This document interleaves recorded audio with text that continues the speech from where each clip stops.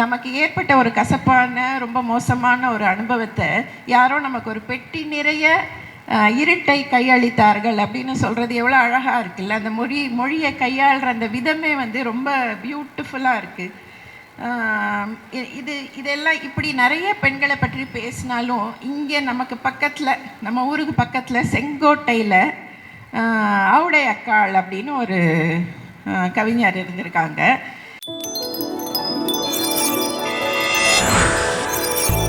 புத்தக காட்சி நிர்வாகம், இங்கே வந்திருக்கிற வாசிப்பின் இன்பம் அறிந்து வந்திருக்கிற முன்னாடி உட்கார்ந்திருக்கிறவர்கள் எல்லாருக்கும் என்னுடைய மாலை வணக்கத்தை தெரிவித்துக் கொள்கிறேன். இந்த உரையை ஆரம்பிக்கிறதுக்கு முன்னாடி இந்த புத்தக கண்காட்சியை வந்து ரொம்ப சிறப்பான முறையில் முன்னெடுத்திருக்கிற திருநெல்வேலி நிர்வாகத்துக்கு என்னுடைய வாழ்த்துக்களையும் நன்றியும் நான் தெரிவிச்சுக்கிறேன். ஏன்னா மற்ற மாவட்டங்களில் நடக்கிற புத்தக கண்காட்சியெல்லாம் விட இது ரொம்ப பரவலாக பேசப்படுது, பரவலாக எல்லாருக்கும் தெரியுது. அதனால் அவங்களுக்கு என்னுடைய வாழ்த்துக்கள். இது வந்து எனக்கு கொடுக்கப்பட்ட தலைப்பு வந்து அயல் பெண் கவிகள். கொடுக்கப்பட்ட தலைப்பு இல்லை, இது நானே கேட்டு பெற்ற தலைப்பு. ஏன்னா ஒரு 10 கவிதைகள் மொழிபெயர்ப்பு தொகுதிகள் நான் பண்ணியிருக்கேன். ஒரே ஒரு சிறுகதை தொகுதி, அது தவிர மற்றது எல்லாமே மொழிபெயர்ப்புகள். அதில் பெரும்பாலும் பெண் கவிதைகளை தான் நான் மொழிபெயர்ப்பு பண்ணியிருக்கேன். அதனால தான் இந்த தலைப்பை நான் எடுத்தேன். ஆனாலும் இங்கே வந்ததுக்கப்புறம் ஒரு பெண் கவிகள், அயல் பெண் கவிகளையும் தாண்டி கடைசியில் ஒரே ஒரு இந்த மண்ணில் சேர்ந்த ஒரு முக்கியமான ஒரு பெண் கவியை பற்றியும் சொல்லி என்னுடைய உரையை முடிப்பேன். அதை நான் முன்னாடியே சொல்லிக்கிறேன். என்னோட இது இந்த இந்த ஒரு கவிதையிலேருந்து ஆரம்பித்தா சரியாக இருக்கும் அப்படின்னு நான் நினைக்கிறேன். எமிலி டிக்கின்சனுடைய ஒரு கவிதையின் மொழிபெயர்ப்பு இது. என்னால் ஒரு மனதை சிதையாமல் மீட்க முடியுமானால் என் வாழ்வு வீணில்லை. ஓர் உயிரின் வலியை போக்க முடியுமானால், ஒரு காயத்தை ஆற்ற முடியுமானால், மயங்கி விழுந்த ஒரு ராபின் பறவையை அதன் கூட்டில் சேர்ப்பிக்க முடியுமானால் என் வாழ்வு வீணில்லை அப்படின்னு எமிலி டிக்கின்சன்னு 1864ஆம் ஆண்டுகளில், அவங்க வந்து 18ஆம் நூற்றாண்டு கவிஞர், அவங்க எழுதின ஒரு கவிதை இது. இவ்வளோ நுட்பமாக இவ்வளோ அழகாக எழுதின அந்த எமிலி டிக்கின்சன் வந்து அவங்களுடைய வாழ்நாளின் பெரும் பகுதியை வீட்டுக்குள்ளேயே இல்லை அவங்களுடைய ஒரு அறைக்குள்ளேயே தான் கழிச்சிருக்காங்க. எப்போதுமே எனக்கு ஒரு கேள்வி வரும். அது மட்டும் இல்லை, அவங்க வந்து அவங்க வாழ்நாளில் கிட்டத்தட்ட 1700 கவிதைகள் எழுதியிருக்காங்க. ஆனால் அவங்க உயிரோடு இருந்த காலகட்டத்தில் சொற்பமான ஒரு கை விரல் விட்டு எண்ணக்கூடிய ஒரு 7-8 கவிதைகள் மட்டும்தான் பிரசுரத்துக்கு அனுப்பியிருக்காங்க. மற்றது எல்லாமே அவங்க இறந்த பிறகு அவங்களுடைய சகோதரி, அவங்களுடைய தங்கை லெவீனியாவால் வெளியிடப்பட்ட கவிதைகள் தான். இவங்க ஏன் வந்து இவ்வளோ வருஷ காலம் இவ்வளோ நுட்பமான அழகான ரொம்ப முக்கியமான கவிதைகளை எழுதின ஒரு பெண் ஏன் வந்து ஒரு வீட்டுக்குள்ளேயே அடைஞ்சு கிடந்தாங்க, ஏன் அவங்களுடைய கவிதைகளை அவங்களால வெளியிட முடியல அப்படின்னு எனக்கு அந்த ஒரு கேள்வி எப்போவுமே வந்துக்கிட்டே இருக்கும். இது வந்து ஒரு சில சமயம் இது ஒரு பெண்களுக்கு உண்டான ஒரு சிக்கலாக இருக்குமோ அப்படின்னு கூட நான் சில சமயம் யோசிப்பேன். ஏன்னா ஒரு நிறைய பெண்கள், நான் உட்பட நிறைய பெண்கள் வந்து ஒரு பர்ஃபெக்ஷனை நோக்கி எல்லாமே ரொம்ப சரியாக இருந்தால் மட்டும்தான் நம்ம அதை வெளியில் கொண்டு வரணும் அப்படிங்கிற ஒரு எண்ணத்தோட நிறைய செல்ஃப் டவுட், சுய தணிக்கைகள், நிறைய விஷயங்களை நம்மளே தணிக்கை செய்யக்கூடியவங்களாம் நிறைய பெண்கள் இங்கே இருக்காங்க அப்படின்னு எனக்கு தோணுது. இந்த கலை, எழுத்து இதெல்லாம் தாண்டி பெண்களால் எழுத முடிஞ்சு வெளியில் வர முடிஞ்சதுன்னா, சில தப்புகள் பண்ணாதான் என்ன, தப்பு இருந்தால் சரி திருத்திக்கலாம் அப்படிங்கிற அந்த ஒரு மனப்பாங்கு வந்ததுன்னா இன்னமுமே பெண்கள் நிறையா வெளியில் வரலாமோ அப்படிங்கிறது என்னுடைய எண்ணமாக இருக்குது. இது எதுக்கு இந்த கலை அப்படின்னு, எதுக்கு இந்த எழுத்து கலை இந்த மாதிரி ஆர்ட் ஃபார்ம்லாம் எதுக்கு நமக்கு தேவை அப்படிங்கிற ஒரு கேள்வி வரும்போது, எல்லாமே எல்லாம் ஒரு ஃபார்ம் ஆஃப் எக்ஸ்பிரஷன் தான், நம்மளுடைய ஒரு வெளிப்பாடு தான். இது ஒரு இது இது இது நமக்கு ஒரு பெரிய ஆசுவாசத்தை கொடுக்கக்கூடிய ஒன்றா இருக்குது நமக்கு. இது அது மட்டும் இல்லாமல் பெண்களுக்கு வந்து இயல்பிலேயே ஒரு கவித்துவமும் ஒரு அழகியல் நோக்கும் ஒரு கவித்துவமான ஒரு பண்பும் இயல்பிலேயே இருக்குது. இப்போது எந்த எந்த நேரமுமே இல்லாத முழுமையாகவே வீட்டுக்குள்ள வீட்டு வேலை மட்டுமே செய்யக்கூடிய ஒரு பெண்களை நம்ம பார்த்தா கூட அவங்களுக்கு ஒரு அதிகாலையில் ஒரு 10 நிமிஷம் கிடைக்குமா இருக்கும் அவங்களுக்கு. அப்போது அவங்களுக்கு கிடைக்கக்கூடிய இடம் ஒரு முற்றமாக இருக்கும், அவங்களுக்கு கிடைக்கக்கூடிய ஒன்று ஒரு கோலப்பொடியாக இருக்கும். ஆனால் அந்த அதிகாலை 10 நிமிஷத்தில் ஒரு கோலத்தை போட்டு ஒரு கலை மூலமாக அந்த நாளையே தொடங்கக்கூடியவங்களாக பெண்கள் இருக்காங்க. அப்படி இருக்கும்போது ஒரு இவ்வளோ ஒரு இந்த மாதிரி இடங்களை வந்து பெண்கள் நம்ம கலைக்கு செலவழிக்கக்கூடிய இடங்களை பெண்கள் நம்மளாக தான் உருவாக்கிக்கணுமோ அப்படின்னு நான் தோணும். ஏன்னா யாருமே ஒரு குடும்பமோ ஒரு குடும்ப அமைப்போ நமக்கு இந்த மாதிரி ஸ்பேசஸை உருவாக்கி தரதுக்கு தயாராக இருக்க மாட்டாங்க. அது மட்டும் இல்லாமல் இந்த மாதிரி ஸ்பேசஸை மறுக்கக்கூடியவங்களாக தான் இந்த குடும்பமும் இந்த சமூகமும் இருக்குது. அதனால் பெண்கள் தாங்களே இந்த ஸ்பேசஸை உருவாக்கி அந்த அவங்களுக்கு வேண்டிய கலை இதை அவங்களே கை கொள்ளணும் அப்படின்னு நான் நினைக்கிறேன். மேலை பெண்களுக்கு வந்து இது இன்னும் கொஞ்சம் சீக்கிரமே வாய்ச்சிருக்கு. ஏன்னா அவங்களுக்கு கல்வி சீக்கிரமே கிடைச்சதுனால மேலை நாட்டு பெண்கள் இன்னும் கொஞ்சம் நிறையா அந்த அந்த அந்த ஸ்பேஸ்க்கு இன்னும் கொஞ்சம் முன்னாடியே அவங்க வந்துட்டாங்க. இந்த கலை அப்படிங்கிறது எப்போவுமே ஒரு சின்ன சின்ன மீறல்கள்லேருந்து தான் ஆரம்பிக்குது அப்படின்னு நம்ம பார்க்குறோம். அதாவது நமக்கு முன்னாடி இது வரைக்கும் பண்ண விஷயங்கள்லேருந்து கொஞ்சம் மாறுபட்டு இல்லை கொஞ்சம் வேறான விஷயங்கள்லேருந்து தான் கலை உருவாக முடியும். அதனால் பெண்கள் வந்து எப்போவுமே நம்ம இது வரைக்கும் இதெல்லாம் யாரும் பண்ணலையே அப்படிங்கிற அந்த தயக்கமோ அந்த தயக்கம் இல்லாமல் அவங்க புதுமையான விஷயங்களே முதலாளாக பண்ணக்கூடியவங்களாக இருந்தால் அவங்க வந்து எழுத்து மாதிரியான ஒரு ஒரு கலை வடிவத்துக்குள்ளே ஈஸியாக வரலாம் அப்படின்னு நான் நினைக்கிறேன். ஒரு சமூக வெளி, அதாவது சோஷியல் ஸ்பேஸுங்கிறது ரொம்ப ஜெண்டர்டாக இருக்குது. அது பாகுபாடுகள் நிறைந்ததாக இருக்குது. சமூக வெளி ஆண்களுக்கு உண்டான வெளி, பெண்களுக்கு உண்டான வெளி அப்படின்னு தனித்தனியாக இருக்குது. இதில் வந்து பெண்கள் இயங்கிறது கொஞ்சம் கஷ்டமான விஷயந்தான். ஆனால் இதே க்ரியேட்டிவ் ஸ்பேஸ், ஒரு படைப்பூக்க வெளிங்கிறது ஒரு டெமோக்ராட்டிக்காக இருக்குது, ஜனநாயக பூர்வமாக இருக்குது. அந்த மாதிரி ஒரு படைப்பூக்க வெளியில் பெண்களால் ரொம்பவே ஈஸியாக வர முடியும் அப்படிங்கிறது நான் வந்து இந்த அயல் பெண் கவிகளை தாண்டி வேறு எங்கேயோ போகிறேன். ஆனாலும் இதெல்லாம் இங்கே நிறைய பெண்கள் தான் பார்க்க முடியுது, அதனால் இதெல்லாம் சொல்லணும் அப்படின்னு எனக்கு தோணுது. கவிதை வந்து ஒரு என்ன சொல்கிறது, ஒரு ஹையஸ்ட் ஃபார்ம் ஆஃப் எக்ஸ்ப்ரெஷன், மிக உன்னதமான ஒரு கலை வெளிப்பாடு. இந்த நம்ம மற்ற எனக்கு எப்பவுமே என்ன தோணுன்னா, நம்ம நினைத்ததை சொற்களால் வரிகளால் சொல்ல முடியறது வந்து அது ஒரு பெரிய ரொம்ப உன்னதமான ஒரு விஷயமாக தோணும். இப்போ சில்வியா பிளாத்தோட கவிதைகளை நான் மொழிபெயர்த்து அது ஒரு தொகுப்பாக போட்டிருக்கேன். சில்வியா பிளாத்தோட சொற்கள் அப்படிங்கிற ஒரு கவிதை எனக்கு ஞாபகம் வருது.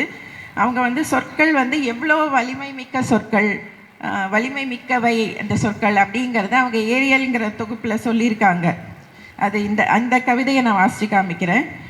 அதோட முதல் 2-3 வரிகளை நான் வாசித்து காமிக்கிறேன். கோடாரிகள் அப்படின்னு, கோடாரிகள் ஒவ்வொரு அடியிலும் காடே அதிருகிறது, எதிரொலிக்கிறது, மத்தியிலிருந்து எண் திசைகளிலும் குதிரைகளைப் போல அப்படின்னு ஒவ்வொரு வரியிலும் அவங்க அவ்வளோ பவர்ஃபுல்லாக அப்படி ஒரு தாக்கத்தை உண்டு பண்ணும் அந்த கவிதை. இது வந்து எப்படி இருக்குன்னா, ஏன் பெண் கவிகள் அப்படின்னா, இது வரைக்கும் ஆண்கள் எழுதின அந்த கவிதைகளில் இந்த மாதிரியான உருவகங்கள், இந்த மாதிரியான மெட்டஃபர்ஸு இதெல்லாம் வந்து அவ்வளோவா காண கிடைக்கல நமக்கு. இந்த பெண்கள் வந்து எப்போவுமே ஒரு மொழிங்கிறது ஒரு ஸ்தூலமான ஒரு வஸ்து கிடையாது. அது வந்து ஒரு எப்போதும் விரிந்து சுருங்கக்கூடிய தன்மை உடையது. ஒரு கவிதை மொழிங்கிறது இன்னுமே ரொம்ப பவர்ஃபுல்லான ஒரு ஸ்டேட் ஆஃப் ஃப்ளக்ஸ் அப்படின்னு சொல்லுவாங்க. அந்த மாதிரி ஒரு தன்மையில் இருக்கக்கூடியது தான் மொழி. இந்த மொழியை வந்து ஆண்கள் ஒரு தரப்பு மட்டுமே கையாண்டுட்டு இருக்கும்போது ஒரு ஒரு ஒரு மாதிரியான ஒரு கவிதைகள், ஒரு மாதிரியான ஒரு எழுத்தே வெளியில் வரும். இது பெண்கள் இந்த எல்லா தரப்புகளும் இந்த மொழியை அவங்க கையில் எடுத்து அது பண்ணும்போது அதோடைய ஆழ அகல விரிவு வந்து இன்னும் கொஞ்சம் விரிவடையுது, இன்னும் கொஞ்சம் மொழிங்கிறதே இன்னும் கொஞ்சம் மேம்படுது. அதனால தான் பெண்கள் எழுதுகிற அந்த எழுத்துக்கள் மேலே எனக்கு ஒரு தனியான ஒரு ஈர்ப்பு இருக்குது. இன்னொன்று வந்து பழைய தொன்ம கிரேக்க கவிஞர் சாஃபோ அவங்களுடைய கவிதைகளையும் நான் மொழிபெயர்த்திருக்கேன்.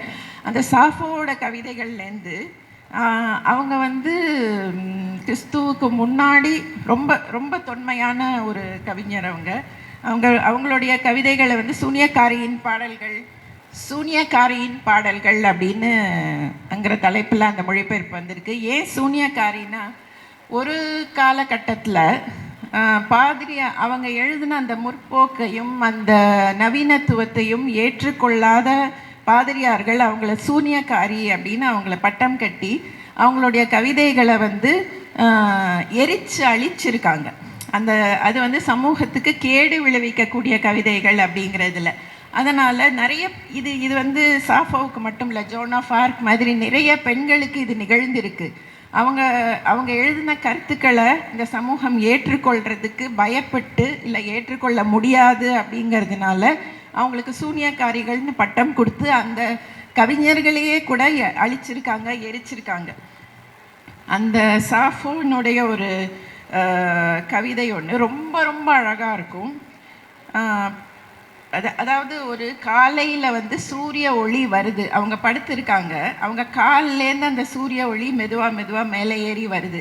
அது அவங்க சொல்கிறாங்க, பொன் சாப்பாத்துகள்னா ஷூஸ், பொன் சாப்பாத்துகளை எனக்கு அணிவித்து என் படுக்கையின் பக்கத்தில் நின்று கொண்டு இக்கணம் விடியல் என்னை எழுப்புகிறது. அந்த இமேஜரியே வந்து ரொம்ப பிரமாதமாக இருக்கும். அந்த காலில் அவங்க சூரிய ஒளி படுறது வந்து கோல்டன் ஷூஸ், தங்கத்தில் ஷூ போட்ட மாதிரி இருக்கா அவங்களுக்கு. அந்த மாதிரி அந்த சூரிய ஒளி மெதுவாக வந்து என்னை எழுப்புகிறது அப்படின்னு அவங்க அந்த காலத்தில் எழுதியிருக்காங்க. அவங்கள வந்து 9 கலை கடவுளர்கள் கிரேக்க தொன்மத்தில் சொல்லுவாங்க. அந்த 9 கலை கடவுள்களோட சேர்த்து ஒரு 10வது கலை கடவுள் இவங்க 10th மியூஸ் அப்படின்னு அரிஸ்டாட்டில் அவங்கள புகழ்ந்திருக்காரு. இதை மாதிரி நிறைய பேரை சொல்லலாம். நம்ம லூயி கிளக் அவங்களுக்கு ஒரு நோபல் பரிசு கிடச்சிருக்கு. மேரி ஆலிவர்னு எனக்கு ரொம்ப பிடித்த ஒரு கவிஞர். அவங்க வந்து சம்ஒன் ஐ லவ்ட் ஒன்ஸ், இந்த கவிதை எனக்கு ரொம்ப என்னை தாக்கத்தை ஏற்படுத்தின ஒரு கவிதை. Someone I loved once gave me a box full of darkness, it took me years to understand that this too was a gift.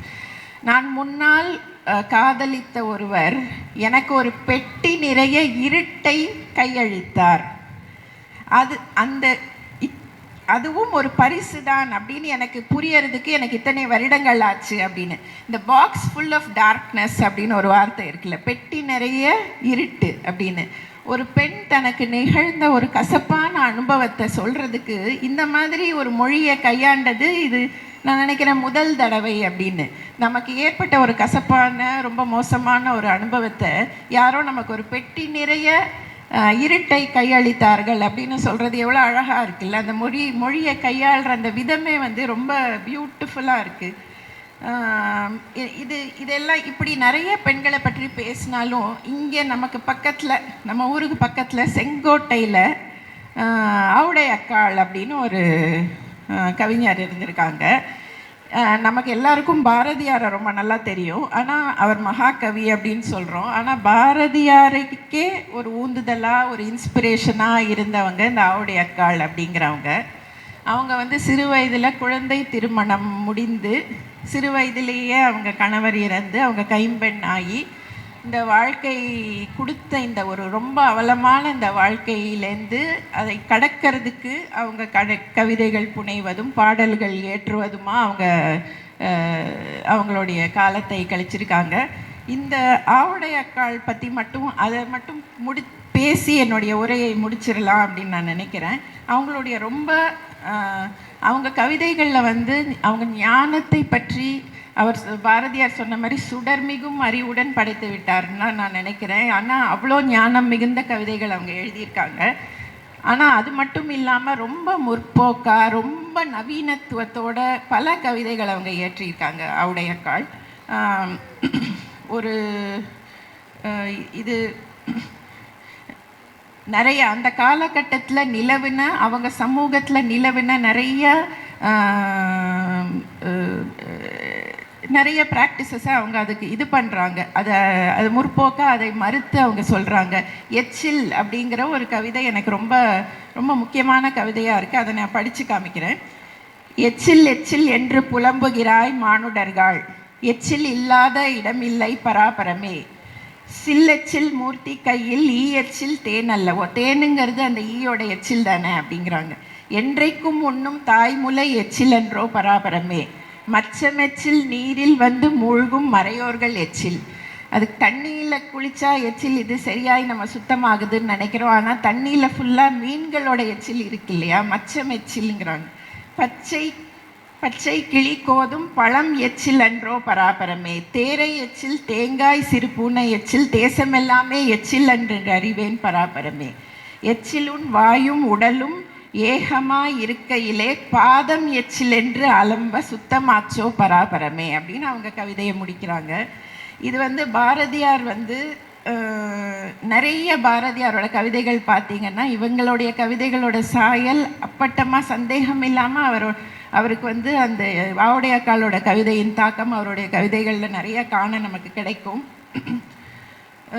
ஒரு ஒரு எனக்கு என்ன தோணுச்சுன்னா, அவங்க பெண்ணுங்கிறதுனால பாரதிக்கு கிடைத்த அந்த வெளிச்சமும் அந்த அங்கீகாரமும் அவங்களுக்கு கிடைக்கலையோ அப்படின்னு தோணுது. இது இது இது பாரதியாரை நம்ம மகாகவின்னு பாராட்டுறோம். அவருக்கே முன்னோடியாக இருந்த ஒரு பெண் கவி, அதுவும் நமக்கு பக்கத்து ஊரில் இங்கேருந்து 80 கிலோமீட்டர் இருக்குமா, செங்கோட்டை ஆவுடையாக்காள் அப்படிங்கிற அந்த அவங்களுடைய கவிதைகளை நான் ஒரு 2 வருஷமாக அவங்களுடைய கவிதைகளை படித்து தொகுத்துட்ருக்கேன். ஒரு பயங்கர பிரம்மாண்டமான பிரமிப்பு கொடுக்கக்கூடிய கவிதைகளாக எனக்கு அது இருக்குது. இந்த பிரமிப்பு வந்து எல்லாருக்கும் கிடைக்கணும்னு நான் நினைக்கிறேன். இந்த இடத்துல ஒரு கோரிக்கையாகவே நான் இதை வைக்கணும்னு நினைக்கிறேன். ஆவுடையாக்காளுக்காக சிறப்பாக ஏதாவது ஒரு நிகழ்வு இந்த மாவட்டத்தில் நம்ம கண்டிப்பாக நிகழ்த்தணும் அப்படிங்கிறது என்னுடைய எண்ணம். அது இந்த இடத்துல எல்லாருக்கும் ஒரு கோரிக்கையாகவே நான் அதை சொல்கிறேன். அவங்களுக்கு வந்து ஒரு தகுந்த அங்கீகாரமும் அவங்கள முன்னெடுக்கணும் அப்படின்னு நான் நினைக்கிறேன். இது எப்படின்னா, இந்த மேரி ஆலிவர் கவிதை தான் எனக்கு ஞாபகம் வந்தது. இந்த சமூகம் வந்து அவங்களுக்கு வந்து ஒரு இருட்டு நிறைந்த பெட்டியை தான் பரிசாக கொடுத்துருக்கு. பாக்ஸ் ஃபுல் ஆஃப் டார்க்னஸ் தான். ஆனால் அவங்க வந்து நமக்கு ஒரு ஓஷன் ஆஃப் லைட்டை கொடுக்குறாங்க, ஒரு கடல் அளவு வெளிச்சத்தை. நமக்கு அந்த டார்க்னஸ் அவங்க எடுத்துக்கிட்டு, அவங்க கவிதைகள் அவ்வளோ உன்னதமான கவிதைகளாக இருக்குது. ஒரு கடலளவு வெளிச்சத்தை கொடுத்துருக்காங்க. நான் சொன்ன அந்த முன்னாடி சொன்ன அந்த அயல் பெண் கவிகளுக்கு கொஞ்சமும் குறைவில்லாத உன்னதமான கவிகளை புனைந்த ஆவுடையாக்காளுக்கு நான் இன்றைய தினத்தையும் இந்த பேச்சையும் நான் சமர்ப்பிக்கிறேன். வாய்ப்பளித்தவங்களுக்கு நன்றி, வணக்கம்.